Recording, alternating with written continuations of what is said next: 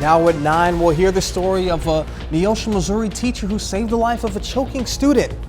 Plus, crews in Joplin tear down the city's old courts building. We'll tell you what the plans are moving forward. Plus, President Biden has a strong message for Russian President Vladimir Putin. I'm Peter Ducey in Poland with that story next. The 4 states' most watched news starts now. Thank you all for joining us tonight. I'm Jalen Banks. A Neosho middle school teacher saved a student as they were choking. KOAM's Amber Jenkins spoke with the teacher about the scary situation. During an independent study in Savannah Rolfe's class, a student was choking on a quarter.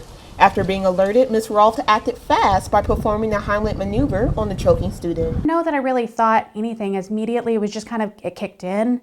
I'm a mother myself, so whenever I saw my student in need, I don't know that anything necessarily went through my head. I just immediately jumped up and went after. Although some teachers might have frozen up during a situation like this, Ms. Rolfe thought back to her days in college where she took CPR classes to get her through a scary situation. Whenever I went through Missouri Southern, it was part of my degree, is I had to go through and receive the training. The Missouri Department of Elementary and Secondary Education does not require teachers to maintain a CPR certification for a license. However, Rolfe says that every teacher should know CPR and the Heimlich maneuver.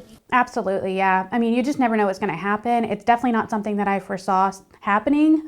You go through your day and you just assume everything's going to be normal, and something like that happens, and if you don't know what to do, it could be a matter of minutes before somebody gets there. It could change a lot. It's important for everyone to be able to recognize the signs of someone choking. If they're coughing because they're choking, then they will stop coughing and making any sounds. They won't be able to make any sounds. And they may do this as the universal sign of choking, or just with one hand. The Heimlich maneuver is very effective. It normally takes 3 to 4, 5 thrusts for the object to come out. The Heimlich maneuver is effective when someone is choking, but after the object is out, it's a good call to have a doctor check it out to see if there's any residue. Reporting in Neosho, Amber Jenkins, KOAM News. we tried to reach out to the student whose life was saved, but Neosho schools declined the interview. Chief Meteorologist Doug Hitty joins us with the first look of the weather. Well, of course, we had showers. We had thunderstorms during the morning hours and some pretty good amounts of rain, which, of course, we can always use. And then we got the sunshine popped to 68. Normal high is 52 for this time of the year, so a pretty good chunk above where we should be for this time of the year. 0.6 inches, so a little over a half an inch at the airport in Joplin, 2.62 for the month, about 4.25 for the year. So we're actually doing good for 2023. Clear skies right now, of course, behind the showers and thunderstorms we had. Where you see the green, everybody got at least a half an inch, near an inch from Grand Lake into western parts of Newton County. But now we got a cold front barreling through. Look at this, Wichita 25, 35 in Kansas City, 20 in Lincoln. So that colder air is starting to filter in, and the winds are going to pick up a little bit again behind this front. So it is going to be breezy tonight and tomorrow. Of course, we'll look down the road here in just a bit. Southeast Kansas residents can now charge their electric vehicles even faster. KOAM's John Haddle participated in the opening ceremony of the first fast charging station in Pittsburgh. Contacted the university and they said, yeah, we need to get something downtown, so I gifted them a charger. Electric vehicle owners can now stop by downtown Pittsburgh for the first fast charging station in Southeast Kansas, thanks to native and Pittsburgh State graduate Kelly Burgess. Typically in a house you find what's called a level 2 AC charger. This is actually a level 3 DC fast charger, so it's about 4 times faster than what you'd get in your house. So this has the capability of charging most EVs in about 2 hours, which is perfect to come down here and grab a drink and a burger or your favorite entree and enjoy downtown. Cost to charge for 2 hours is around $20. Residents enjoy the new addition. If the charge is down, say, and my wife says, hey, we want to go to Joplin for something, and I don't have 30 miles to charge, this would be handy there, because it takes a lot longer to charge with my home one. The charging station, located at the Colonial Fox Theater parking lot, works with a Switch Energy app, which users can download in their phone. The station can also be found from charger apps. And if somebody's traveling by here, this will be on the PlugShare database. I've known him since he was about that tall, so yeah, I think it was pretty neat. Closest station compared to this would be in Joplin. We knew we needed to do something, and having grown up here, and all these people that are at this event were instrumental in my development, so it was time for me to give back. In Pittsburgh, Janna Hautala, KOAM News. Pittsburgh coordinated the logistics of the installation with energy and provided infrastructures with new stripping and bollards. The old Joplin Courts building is being torn down with the arrival of the new Courts building already in use. The new building is at 633 South Pearl. The sit of the old building is going to become part of the parking lot for the new Jasper County Court Division South 29th Judicial Circuit Court. The demolition is a weeks-long process.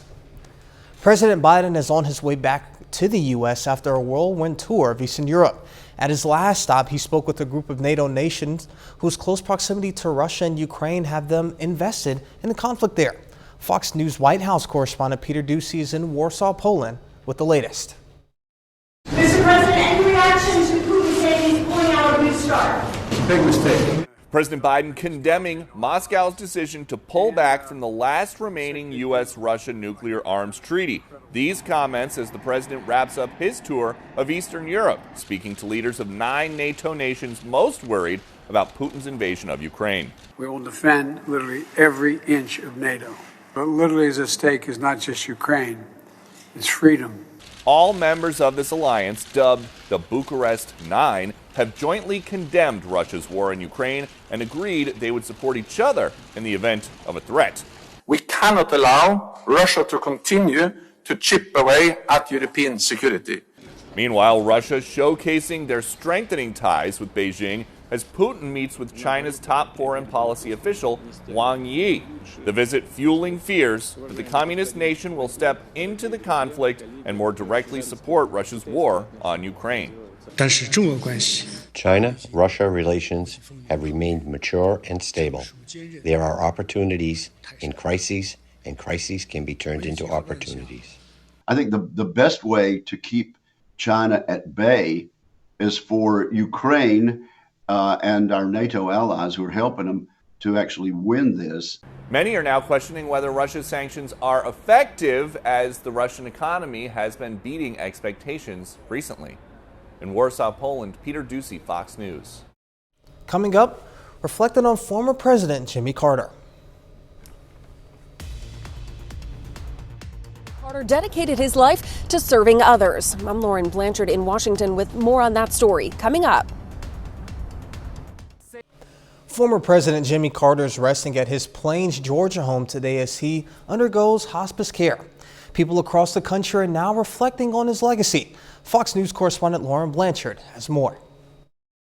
Friends and supporters of former President Jimmy Carter say his legacy stretches far beyond his time in the White House. He was more than a president. After leaving office in 1981, former President Jimmy Carter turned his attention overseas, leading the effort to nearly eradicate a parasitic disease known as guinea worm. His nonprofit, the Carter Center, has worked to provide health education and clean water wells to villages in affected countries. When their efforts began, more than 3 million people in Africa and Asia had the parasite. As of 2022, case numbers have dropped to around a dozen. His service after his presidency is extraordinary, and we all need to learn from it to give back to humanity as much as we can. Serving others has been a key part of Carter's legacy. He's the only president to have graduated from the Naval Academy, going on to serve several years before resigning after his father died. He then returned to his hometown of Plains, Georgia, to take over his family's peanut farm. It was there he spent decades helping out his community, most recently as a Sunday school teacher, where he taught about the driving force in his life, his faith. Everybody loved him. We knew when it all began to get bigger and bigger that we were a mission field, that people came to us and we were their missionaries. Carter's classes drew hundreds of people to church, with some even sleeping in their cars just to hear him speak. In Washington, Lauren Blanchard, Fox News. Any exercise, even as little as once a month, can help preserve mental function and memory. A majority study in the Journal of Neurology, Neurosurgery, and Psychiatry showed a link between exercise and lower risk of dementia and cognitive decline. While even a little exercise can help, people who exercise regularly throughout adulthood saw the most benefit. Growing evidence shows the impact of racism. Certain groups have a tougher time getting a full night's sleep, putting them at a higher risk for bigger health problems. Reporter Jared Hill has more. Getting a good night's sleep can be easier said than done, but new research shows for Black Americans, it may be even harder. National data indicate that Black adults and other non-white adults have poorer sleep. A 2022 study from Yale University found Black Americans had the highest rate of short sleep compared to their white and non-white counterparts. We want to be able to address disparities in sleep because we know that sleep is associated with some of the leading causes of death, including cardiovascular disease. Mercedes Carnathon at Northwestern University Feinberg School of Medicine says it's not because of biological differences. It's more likely attributed to social and structural factors that influence our opportunity to get good sleep. Factors like noise pollution, whether it's traffic, construction, factories, or airports, research has shown Black Americans are more likely to live in communities where the noise levels are higher. Another factor, social stress. Sean Adeoye says it wasn't until the racial justice protests of 2020 that she really started having trouble sleeping. My mind is constantly worried about things around me. If when my daughter is gone, I'm worried that she's going to be pulled over by the police. The single mom from Chicago says that doesn't just mean she's more tired. I suddenly have high blood pressure, and I know that it's due to the anxiety. I know that it has a sleep component. It all goes together. Experts know the solutions aren't simple, but they hope awareness can be a start. Experts recommend people try to create the best environment to sleep for the circumstances. They say people should turn off the TV and other devices before bed and discuss challenges with their doctor. And Doug is next with a complete look at the forecast. And later, we'll learn what caused a house to explode in Oklahoma.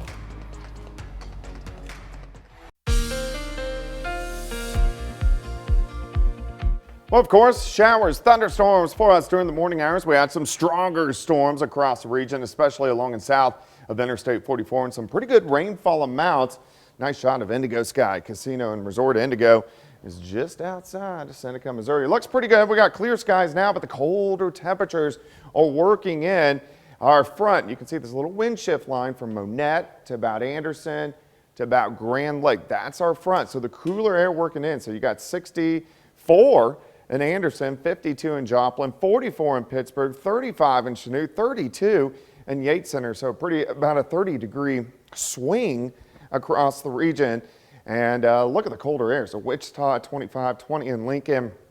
Goodland is sitting at 3 degrees. So these temperatures are going to continue to drop. Of course, it was very windy today.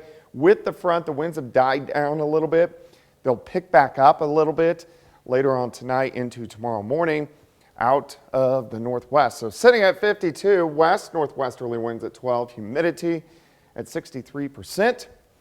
Through the overnight hours, we drop back into the mid-30s.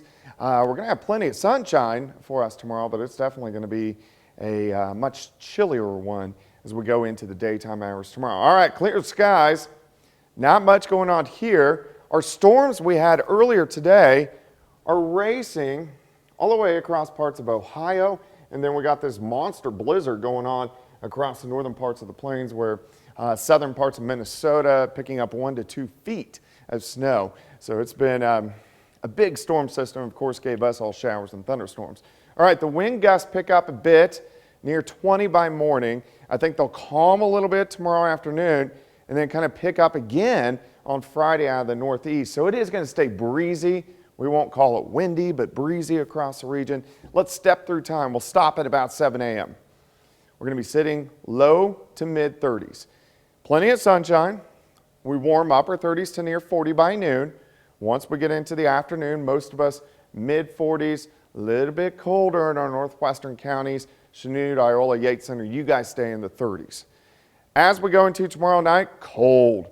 We drop all the way down low to mid 20s. So a cold night. Friday, a lot more clouds. In fact, clouds thickening through the day, and you can see a few showers popping up as we go into the evening hours. This is a weak wave, but it will give us some showers late Friday, then heading into Saturday morning. All right, day planner for you. 35 to start, 39 by noon, high of 44. Plenty of sunshine as we go through the daytime hours.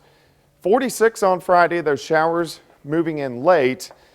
The weekend, morning showers Saturday, afternoon showers Sunday. Thunderstorms again late Sunday into Monday. So we'll look at our next storm systems here in our second half hour. All right, sounds good. You had mentioned, the snow that parts of Minnesota got. I don't know if the audience know this, but I spent a decent amount of my upbringing in Minnesota. Yeah. So I know down here it's like 1 to 2 feet. Oh my goodness. But that's rare down I grew up in that. So it's like, oh, okay, another day in the park. Another storm. All right. Thank you, Doug. Coming up, we'll look at the results of the world's biggest trial of a 4-day work week.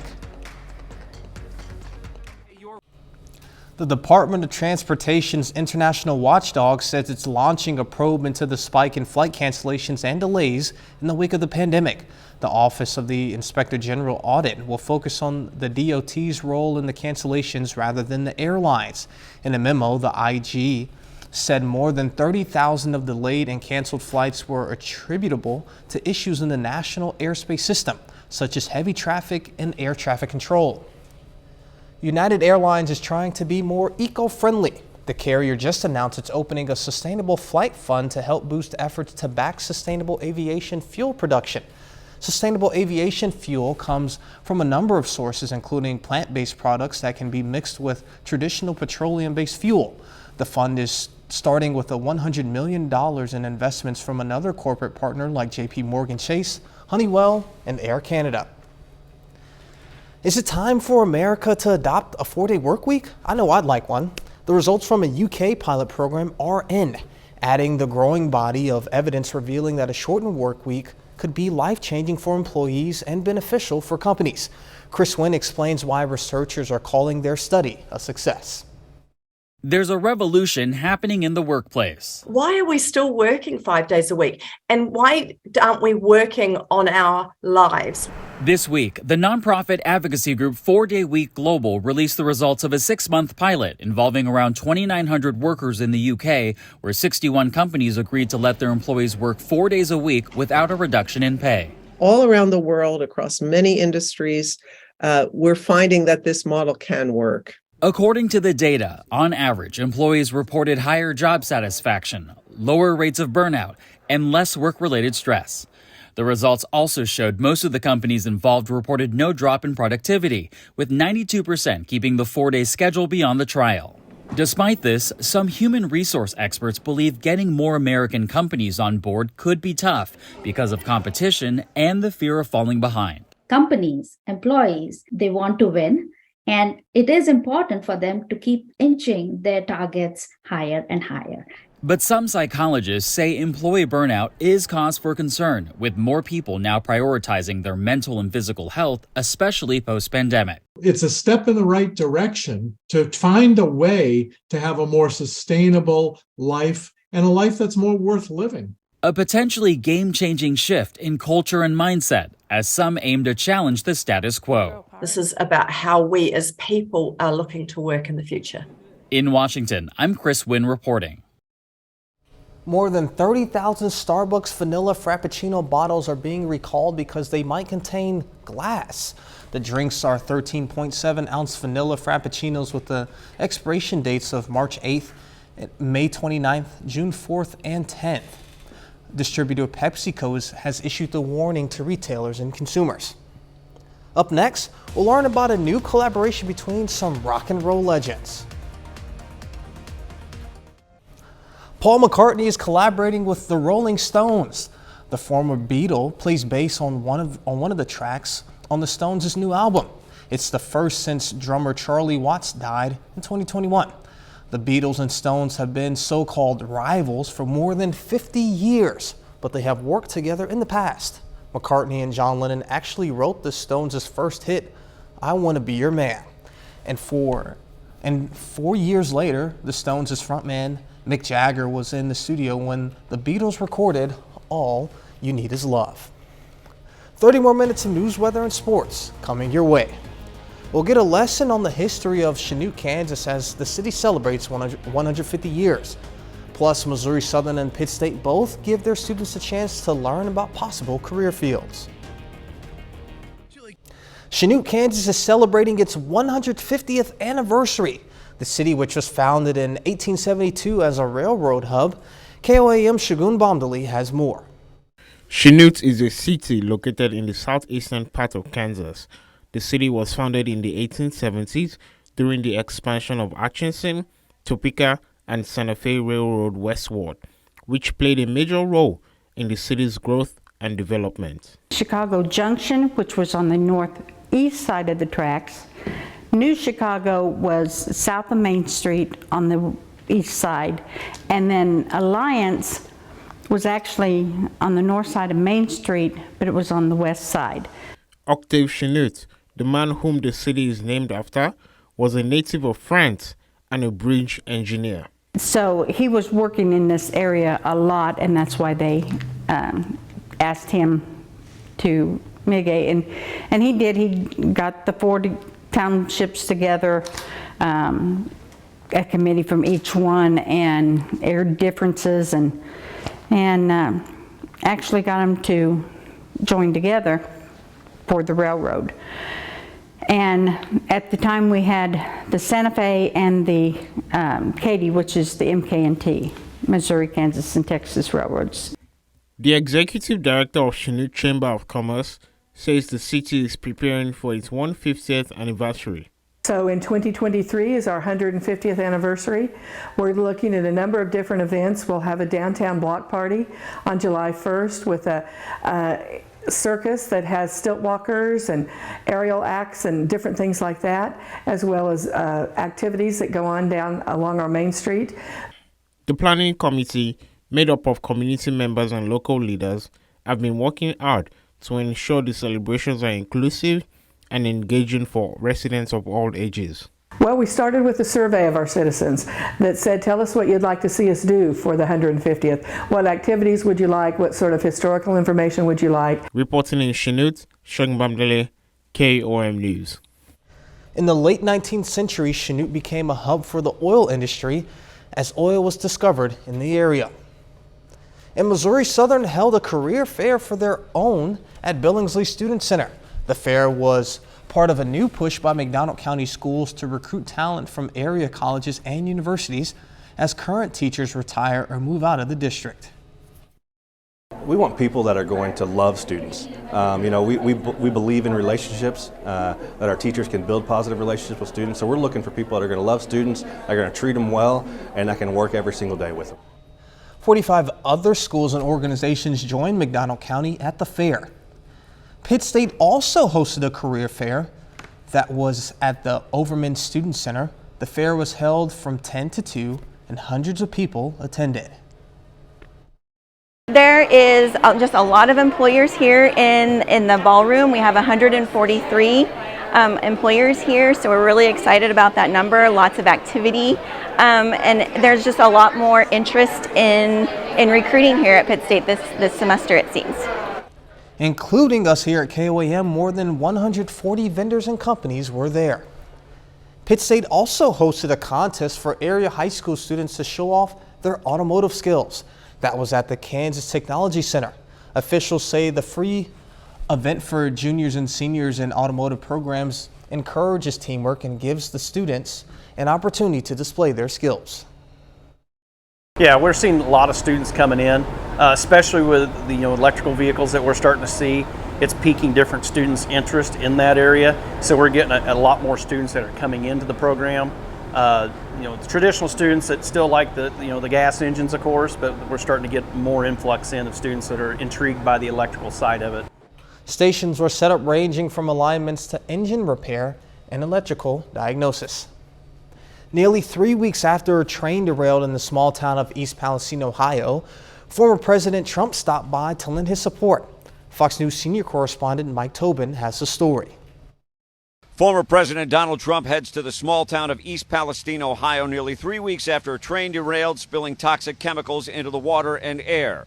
Trump, who is running in next year's presidential election, met with community members and local officials to get an update on cleanup efforts on the ground. As part of his visit, he also donated more than a dozen pallets of water and cleaning supplies. His visit comes just a day after the EPA took charge of long-term recovery efforts. Federal regulators ordering railway operator Norfolk Southern to clean up contaminated areas under the EPA guidelines and to foot the bill for the process. If they fail to comply, the EPA promised heavy fines.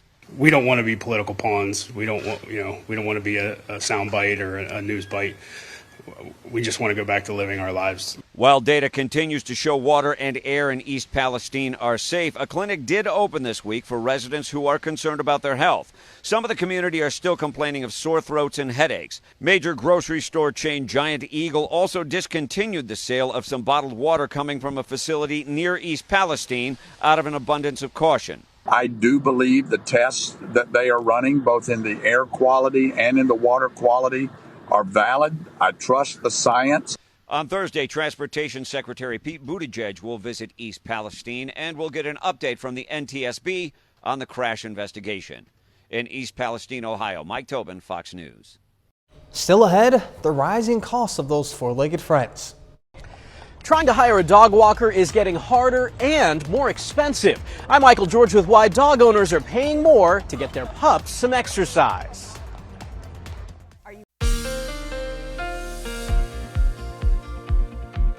Well, of course, showers, thunderstorms for us during the morning hours and then sunshine during the afternoon. It was windy, but temperatures were great as we approached 70 during the afternoon. We still have clear skies right now, but a cold front has dropped through. So if you haven't been outside in the past couple hours, a lot of changes as temperatures are dropping. In fact, about a 25-degree spread across the viewing area. 31 in Yates Center, 32 in Iola, 37 in Parsons. Hit 52 in Miami, 62 in Anderson. So that colder air is plunging off toward the south and to the east behind this pretty strong cold front.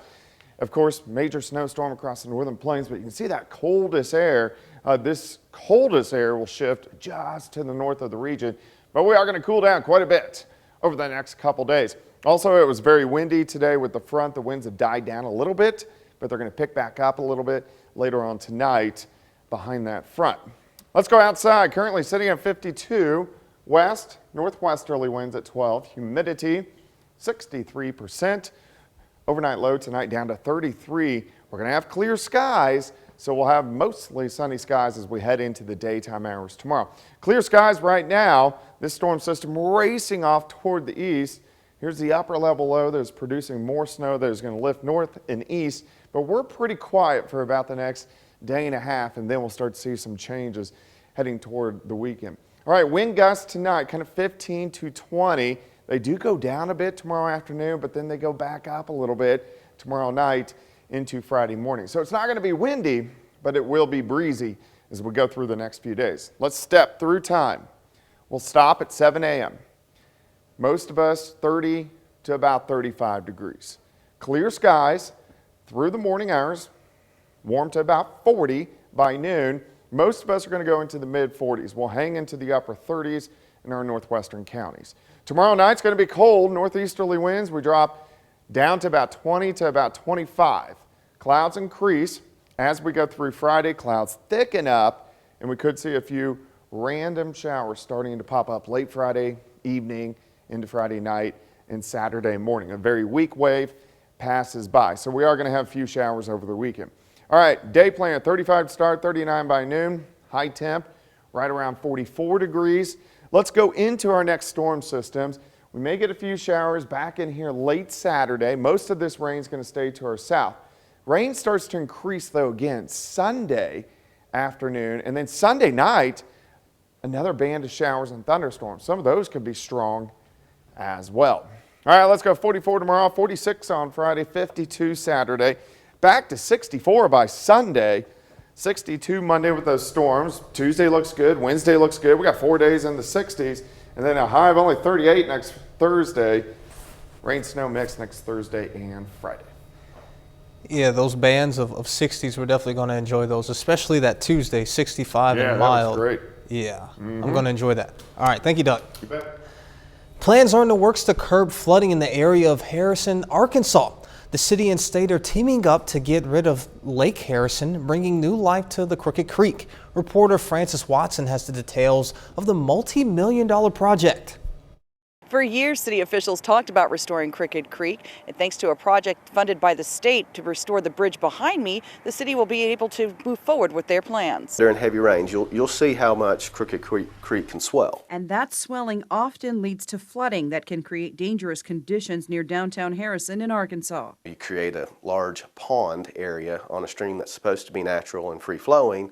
It does have a negative impact. The Army Corps of Engineers created Lake Harrison by putting a dam in the creek as a means to control flooding. We learned that everything they did back in the 60s during urban renewal is not benefiting us for flood protection. First things first, there's a huge safety issue having those low head weirs on streams, especially in the middle of town, in an area that we want to be a recreational area. It's why the city is working with the Arkansas Department of Transportation on the restoration project. Harrison has earned stream credits, funding allocated by RDOT to replace wetlands affected by road work. The whole restoration of the creek is going to be paid by RDOT.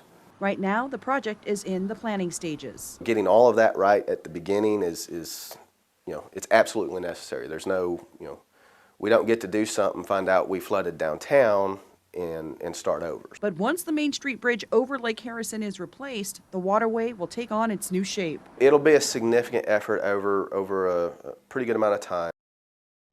Work on the bridge is scheduled to begin in the next few months. Still ahead, a home in Oklahoma explodes. We'll tell you what caused the disaster.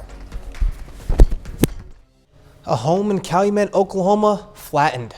A home exploded with a woman inside. Authorities say she was able to make it out of the rubble and find her way to the neighbor's home. Reporter Chris Yu has details. Everything in ruins and only this brick section left standing. This is all that's left of a home on 192nd Street, a few miles north of Calumet. The Calumet fire chief says a woman was trying to light a hot water heater Monday evening, but somehow there was extra gas in the area and the home exploded. The fire chief says the woman traveled about a quarter mile down the road to a neighbor's home. A man who lives at that home says his parents then put cold water on the victim and called 911. A helicopter then airlifted her to a hospital. Fortunately, the fire chief says no one else was inside the home. This afternoon, nearly 24 hours after the explosion, there were still hot spots. So a firefighter doused the flames. The woman's burns reportedly covered 30% of her body. Investigators say she should never bleed out air on your own. Instead, call a professional such as a plumber or gas supplier. Back with more news after this. If you're a dog owner, you may have to use a walker to help for your four-legged friend to get plenty of exercise. But as Michael George explains, trying to find a dog walker these days isn't exactly a walk in the park. 9-year-old Lacey needs plenty of outdoor time, and her owner, Eric Mendez, trusts his dog walker to make sure she gets it. I wanted to make sure that she was taken out at least 30 to 40 minutes during the day so that, she gets a lot of that anxiety out, has something to do during the day. But Mendez is finding demand for dog walkers has skyrocketed. Part of that has to do with the pandemic. An ASPCA survey found close to 1 in 5 American families adopted a pet in 2020 and early 2021. That's 23 million households. And with that increased demand comes higher prices. $630 a month? A month. It was $500, and shortly after the pandemic took off, they raised prices to $630. The New York Times even reports one walker in New York makes 6 figures, though that's far from typical. This is Mr. Theo, or Theo for short. He is legally the cutest dog in New York City. Violet Blyden is the owner of Bear Paws, a dog walking service. She says higher prices have more to do with inflation. Everything has gotten more expensive. We're paying $8 for eggs. Dog walkers also kind of have to be able to afford New York City. She also says work from home is winding down for many humans, and they're calling her. I think it has a lot more people going back to work than it has to do with more dogs. People just need us more. If you're hiring a walker, experts say do your research first, ask for references, and set up a meet and greet. After all, it's an investment in someone you trust to keep your pup healthy and happy. Coming up, we'll check out a study that looks at why some dogs howl and some don't. Have you ever wondered why some dogs howl and others don't? A new study has some wild findings on how canine companions communicate. Reporter Tina Kraus has more. Howling is a basic instinct for wolves.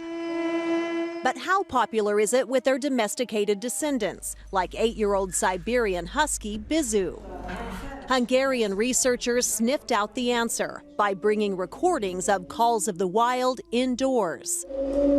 They tested nearly 70 family dogs from 28 different breeds in the first study to specifically investigate howling in domestic dogs. The main finding was that the breed matters, actually. The study found dogs genetically closer to wolves were more prone to howl, but only if the dog was 5 years or older. Among younger dogs, there was no difference between the breeds. Scientists say breeds that howl more also show more stress-related behaviors when listening to wolf wails. Like yawning, shaking the body, licking the mouth, stretching the body. While modern breeds reacted by barking and barked more than dogs from older lineages. Researchers say while all dogs know how to howl, domesticating them has started to silence their sixth sense, leaving it to their wild ancestors to carry on the tradition. The howling research was published in the journal Communications Biology. And that's our time for now, and thank you all so much for joining us. But before you go, we'll leave you with a video of a yellow-backed duiker enjoying some leaves at the San Antonio Zoo. Be safe, and we'll do this all again. See you then.